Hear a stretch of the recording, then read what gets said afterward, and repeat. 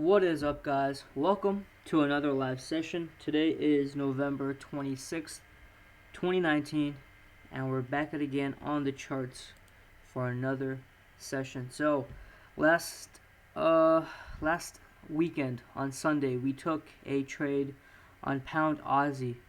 And we don't really enter trades on a Sunday, but I felt the entry was there, and we tried to short from somewhere down here to go lower, and we just got stopped out almost immediately. As soon as I went to bed and I woke up, all this happened. And so in yesterday's free session, we did talk about how this was a double-edged sword. I mean, although we missed this opportunity right here, because pound Aussie came to a very key resistance zone, we could have a much better risk to reward and short setup to make back those pips that we just lost. And so our stop loss for that trade was, I think, 60 pips. This one we're going to be on our way to make around 110. So you can already see the payoff there. And this was a much better setup. Very little drawdown since the time we entered. Very clean price action just from here to here. And we're almost at our final take profit, just short of 9 pips. And pretty good setup. What we're going to be watching for again is a critical break of this hourly support. Maybe something a bit more bearish. Obviously, the market's gapped on Sunday, so I was a bit fooled by this candle. But this time around, we should have a clear bearish break. And I think I'm getting sick again. My throat feels weird. I'm praying to the Lord it does not happen. But we're waiting for that clear break below, and we have this final take profit to target. And just taking a peek at the daily closure is pretty bearish. As you can see, we spent 7 days trying to break this level. It's gonna give either to the upside or to the downside. So we're spending a lot more time, trying to go to the downside. I do think that's the part that's gonna give way. And our target from for the whole week is 1.85700, and that's what we're going to be looking out for. But I just need that bearish, thick-bodied break to confirm this to go down, and we'll take note of that. We'll put an alert, make sure it's not a sell stop, right around 1.88965. And this way we'll know when things start to move, because this does move a lot. I mean, in one day, we pretty much went from our entry to our take profit. So pound Aussie tends to move a lot per pip. We know this now. So put that alert there just in case you do miss any sudden movements. Pound Aussie. Now another trade that was looking like it was gonna go our way, but kind of stopped halfway, is gold. So yesterday we called a gold short. And if you look at the setup, it had 2 instances. So we entered at, let's check the signal, sell gold at 1455.21, and we went as far as 1451.82. So 38 pips the first go around, and the partial was stopped out, and then we went a bit more to 50 pips flat. But as long as we got that small amount of pips, this definitely recovered a good amount of the pound Aussie loss. At least for me, it did. And since then, we've kind of made a weird retrace, which is fine. But this move right here was pretty weird to me. This retrace was expected to just come test this level again. We rejected it. We went all the way down here, and then just somehow just whipped back up. And this is a 1 hour time frame. To see such price action like that, it has to be news related. But just checking the schedule, it might have been the RBA Gov Low speaking during the later parts of the London session, but I don't know what else could make such a weird movement like that. And it probably was this because we saw the Aussie just get so much stronger over that session, and that helped our trade for pound Aussie. But whatever, we're not in this trade anymore, so we'll see what happens with it. But gold has pretty gold has been pretty weird. These past, I guess 7 or so days. Last week, I think we had a nice short, but then when we tried to do it again, we only got a bit of that move, and I think it was mainly because we had a lot of Aussie news these past 2 weeks. So, uh, you shouldn't be in this trade anymore. If you need help with managing your trades and you're in my Telegram, I have these rules set up. It's a pinned post. Give those rules a read. If you need clarification, go ahead and ask us on live chat from Monday to Friday, 9 a.m. to 5 p.m. Eastern. You can also email support@forexlens.com and we can help you there. Also in the chat. So let me say morning to all the peeps. And on the daily, actually on the 4 hourly, on the 4 hour, you can kind of see there's a buy opportunity now for gold, at least in the short term. A lot of hammers, a huge hammer printed on this previous level, 1456. If you remember, this is the level we wanted the break of to go short, and now he's printing a pretty decent sized hammer. So we could go higher for gold, but again, we have this descending channel from the daily time frame that's coming into play. So remember, we talked about this yesterday. We had a previous rally outside, but gold had to snap back in within the channel. And if we do go long, it will probably be to one of these, to trend line touch, and that wouldn't be a significant long, since the overall price action indicates it's a short. Especially on the daily, you can see it's not screaming a buy to me, and still been making lower highs, lower lows. So we'll see if the trade starts to flick back in our way. If it does, we can keep the same stop loss and take profits and target 1430 like we originally planned. Taking a quick peek at the fundamental schedule, we had consumer confidence come out worse than expected for the dollar. Okay, maybe that might delay any gold shorts or buys of the dollar. And then today later we have some NSD stuff going on. Construction work done. I don't know how that's important, but apparently it's a red folder event. Wednesday, some Chicago PMI will be pretty important. And then we have NSD and Aussie business confidence and expenditure. So this week is pretty quiet, but there's a few things sprinkled around. On Friday, it's mainly CAD stuff. CAD and China at 9 p.m. So pretty quiet week, but I guess most of the red folder major events are concerned with the New Zealand dollar and the Aussie dollar. So yeah, take note of that. But yeah, so gold is pretty much done with. Let's see what happens. Definitely don't like what it's doing right now though. And then we're gonna check CAD yen. I'm gonna look at CAD yen and pound yen because I did want to short them. So the CAD yen idea, I thought this was gonna be the trade of the week, but it started to go on a long, and that's fine. We were just wanting to trade the break of the channel. Obviously, our alert is still there, and we could probably just have a long on CAD yen, maybe back to the top of the channel, or at the very least this trend line. It was just from a top-down analysis point, CAD yen is stuck in a kind of a bear flag, and we're just waiting for the break of, which is fine if you caught this long part. I just have a tendency to catch shorts and sells. I don't know why. I tend to see them better.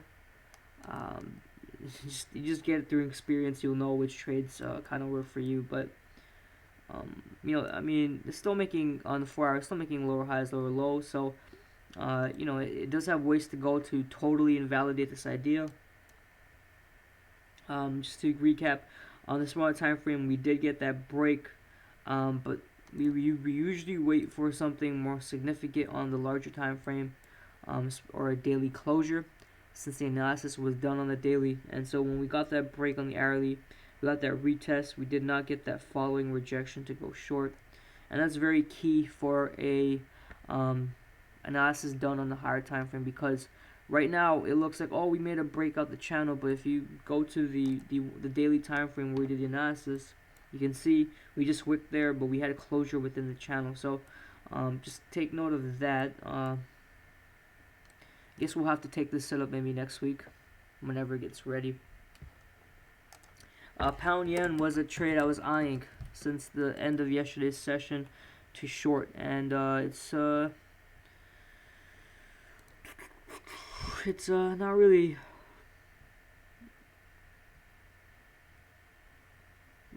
I mean, I guess you can say there's a short from here. But yesterday's session, I was looking from down here. Maybe you could go lower from here. We obviously did not get that crucial break of that level. Nothing too enticing about it right now. It's probably gonna go down lower, but we already missed the entry. Obviously, the entry was somewhere up here. And we wanted to check Aussie NSD and AUD CAD. So those are two other trades we held since last week. And yesterday I spoke about this. I actually have to re-enter because my trade got closed in the morning. This morning, Aussie NSD are short to 1.05 400, right around here. You know, this first line was our target, and yesterday's session we were around here. Told you guys that we do have further ways to go, and we did. We pretty much almost went there, pretty close if you ask me. 4 pips away, so whatever, we'll take it. But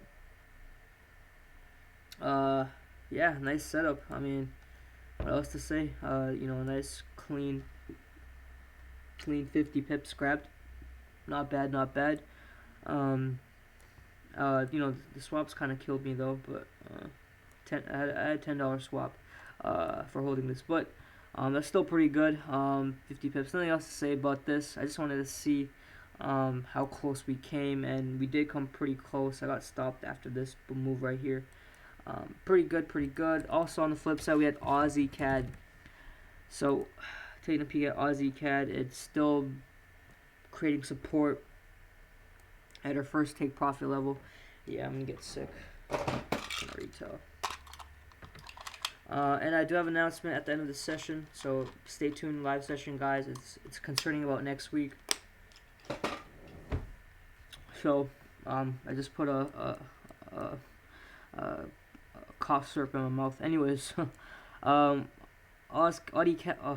CAD is kind of delaying at our first take profit.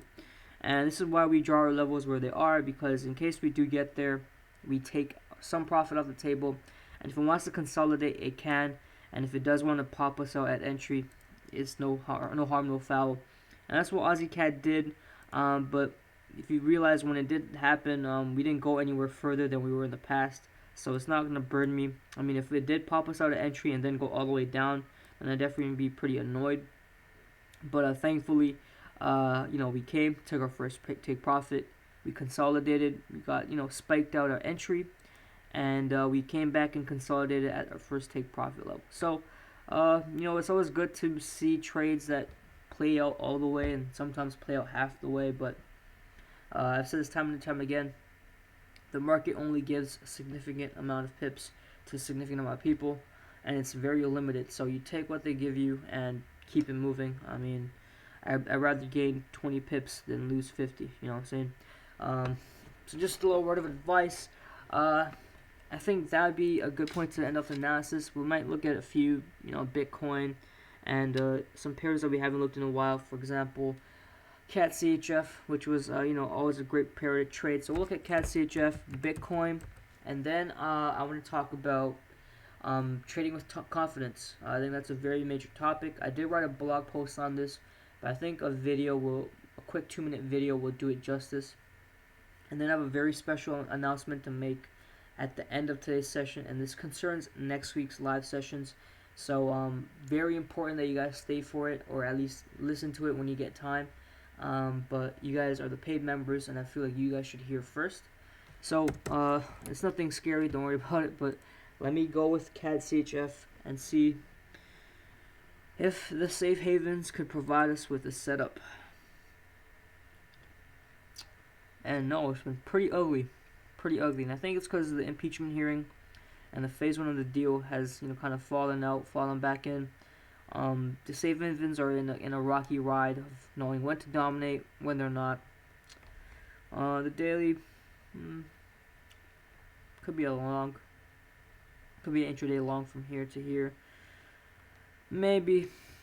I'm mistrading the CHF pairs though. USD CHF. Let's see what USD CHF is doing.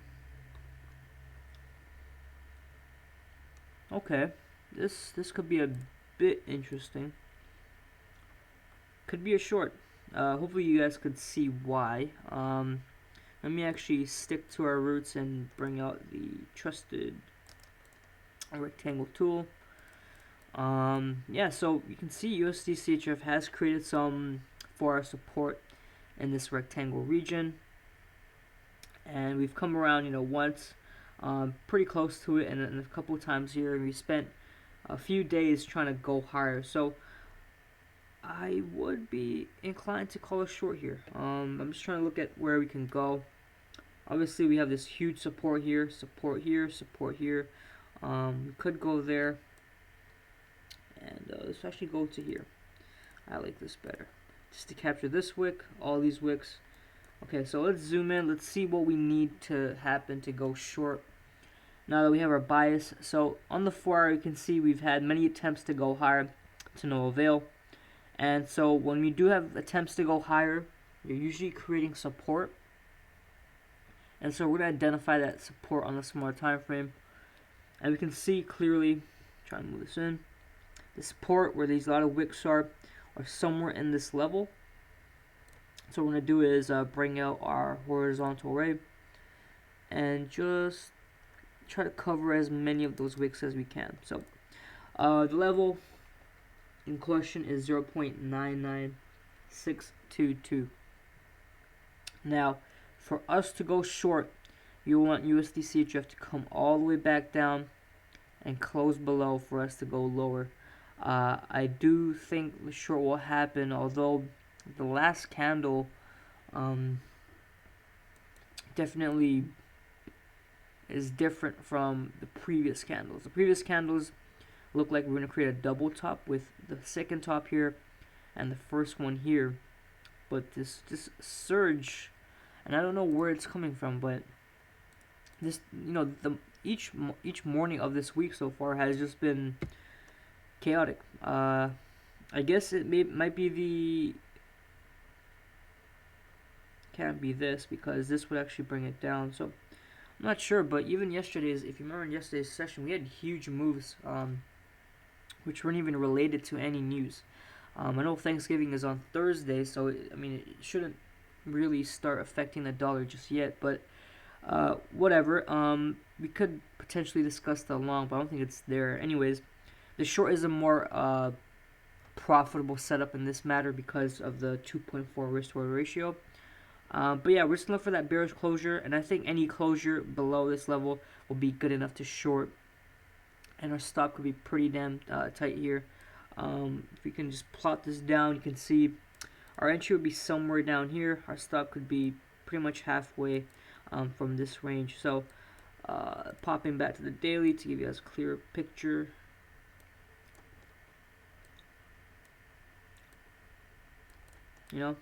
But yeah, this daily closure is very key, obviously.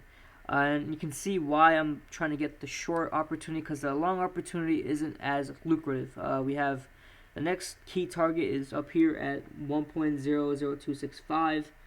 That's 45 pips away, and that's nothing to laugh at. But if we can catch this setup, which is over 100, that'd be more than ideal. So we'll be looking out for those two scenarios. If the long setup is there, then why not take it? It's 3 pips for the grab, but I think the short will be there. It's just sellers have to push really hard on this daily candle to make it a lot more bearish than this is right now. And so now the next part of the session, trading with confidence. So from personal experience, from my 7 years of trading, the ups and downs. If you guys remember, my first year and a half, I blew 3 accounts, all totaling about 5,000 in value. Until I finally learned a strategy that worked for me, got some guidance, and ever since then, I've been trading with confidence. I can lose 2, 3 trades in a row. I would not make any adjustments to my strategy, because when you do that, you kind of enter the circle of doom. And so, if after every loss you try to tweak your strategy, you try to change this, try to change that, at the end of it all, you have a brand new strategy that hasn't been back tested entirely. So, if you guys remember back in October during the trade war fiasco, we had our first 2 back-to-back losing weeks. Since then, I don't think we had a losing week, and that dates back to April. So from April all the way to October, we were just in deep profits every single week. Those 2 weeks with the trade war, we had 2 losing weeks, and since those 2 weeks, we've been nothing but profits. These last few weeks, we haven't lost a trade other than Pound Aussie on Sunday. And so this comes with confidence. This comes with experience, just trusting your gut, trusting your strategy. And, for example, Pound Aussie on Sunday, it didn't work out. But Pound Aussie on Monday, I used the same exact strategy I did on Sunday. Applied it on Monday's session, and I found a short. And that short is close to 100 pips in profit. So if you keep the strategy consistent, you keep that clear mental space consistent, you will have confidence.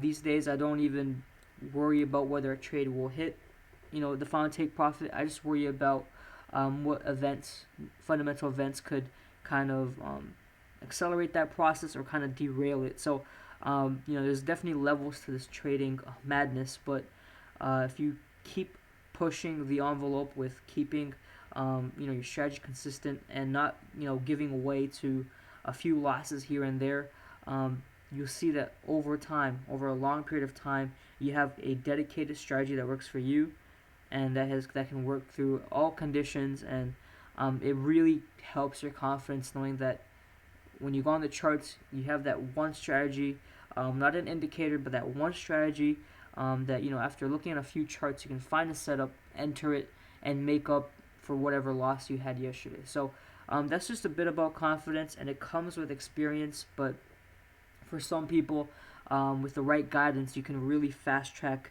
that